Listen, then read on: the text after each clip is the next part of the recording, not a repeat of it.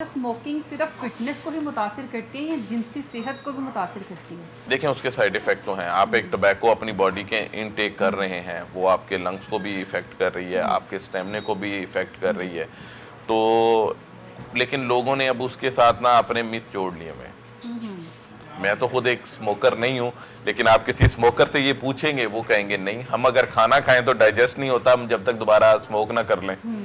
तो मिथ है हमारे लिए। मैंने अक्सर किसी ऐसे स्मोकर को वर्कआउट करवाया है तो उसका स्टेमिना नहीं होता।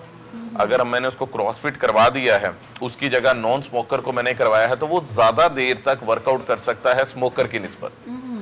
उनको रिकवर करने में बहुत ज़्यादा टाइम होता है। अच्छा, कुछ लोग स्टेमिना इंक्रीज करने के लिए भी वर्कआउट करने आते हैं। बिल्कुल, जॉगिंग है आपकी, आपका ये भी स्टेमिना, क्रॉसफिट जितना भी है ये आपका स्टेमिना बूस्ट करती हैं।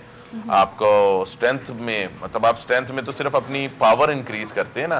क्रॉसफिट एक ऐसी चीज है जो बड़े से बड़ा बॉडी बिल्डर भी जो है ना उससे कर भागता है। क्यों? क्योंकि वो स्टेमिना की वर्कआउट है। तो सारी मैनुअल है। तो सारी मैनुअल है, बॉडी वेट्स के साथ है। कोई भी आपको वेट लिफ्ट नहीं करवाया जाता, आपका बॉडी वेट ही आपका जो है वेट होता है सारा। अच्छा, कुछ